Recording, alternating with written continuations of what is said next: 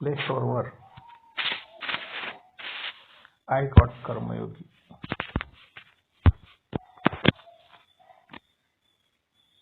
असे टाईप करून येणार आहे. आय गॉट कर्मयोगी हे ॲप इन्स्टॉल करून घेऊया.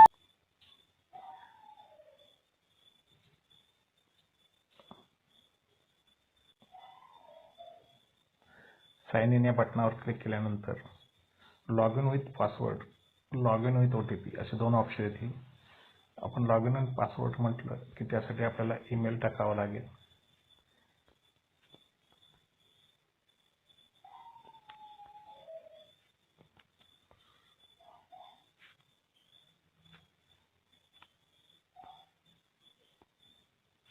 त्यानंतर पासवर्ड टाकावा लागेल.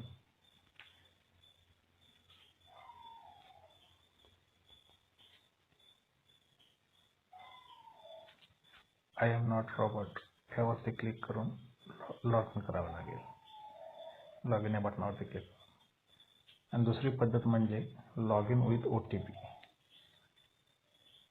त्यामध्ये आपल्याला आपला फोन नंबर टाकावा लागेल. रिक्वेस्ट OTP याच्यावरती क्लिक करावे लागेल. त्यानंतर आपल्या मोबाईलवरती जो OTP येईल तो OTP या ठिकाणी टाकून सबमिट करावं लागेल.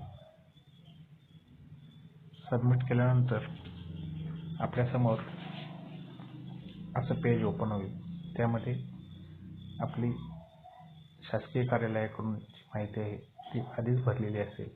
त्यामुळे शासकीय कार्यालयाकडून माहिती भरलेली असल्यामुळे या ठिकाणी आपल्याला आपलं प्रोफाईल किती टक्के पूर्ण झालं हे दिसेल. माझं प्रोफाईल 33.4% कंप्लीट झालेलं आहे. राहिलेलं प्रोफाईल आपल्याला कंप्लीट करायचं आहे. त्यासाठी त्यावर क्लिक करूया. आता पहिला ऑप्शन आहे अबाउट मी. या ठिकाणी पेन्सिलचं चिन्ह दिले त्याच्यावरती क्लिक करूया. स्वतःविषयी थोडक्यात माहिती या ठिकाणी टाकूया आणि स्वतःविषयी थोडक्यात माहिती या ठिकाणी सेव्ह करूया आणि सेव्ह चेंज या बटनावरती क्लिक करूया. आता माझे जे 33% प्रोफाईल होती ती आता या ठिकाणी 50.1% झालेली आहे. ही प्रायमरी डिटेल्स ही माहिती आपल्या ऑफिसकडून भरली गेलेली आहे.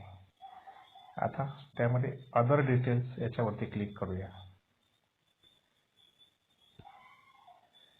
यामध्ये आपला एम्प्लॉय ID म्हणजे आपला शालार्थ कोड टाकूया. शिक्षक असाल तर शालार्थ कोड, इतर कर्मचारी असाल तर तुमचा एम्प्लॉय ID टाकूया.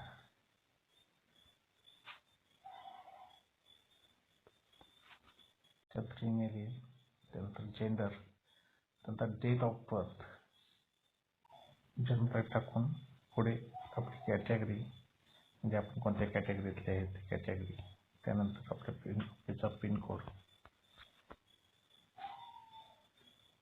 त्यानंतर आपला मोबाईल नंबर, प्रोफाईल, आपली मदर टंग म्हणजे आपली मातृभाषा, त्यानंतर EHREMS म्हणजे आपला जो ऑनलाईन सर्व्हिस बुक आपण जे भरलं होतं त्याचा कोड इथे टाकायचा आहे. उपलब्ध नसेल तर येणे टाकायचं आहे. डेट ऑफ रिटायरमेंट टाकावीच असं काही गरजेचं नाही. Are you from organise service of the government या ठिकाणी नो टाकायचं आहे. जे केंद्र शासनाच्या सेवेत आहेत त्यांनी यस टाकून त्यांची सेवा कोणत्या कार्यालयात आहे ते निवडावे. त्यानंतर सेव्ह चेंज या बटनावर क्लिक करावे. सर्व्हिस हिस्ट्री यामध्ये ऑर्गनायझेशन जिल्हा परिषद कोल्हापूर, डेझिग्नेशन टीचर हे आपल्या ऑफिसकडूनच राखून आलेलं आहे. त्यामध्ये स्टेट महाराष्ट्र सिलेक्ट करूया.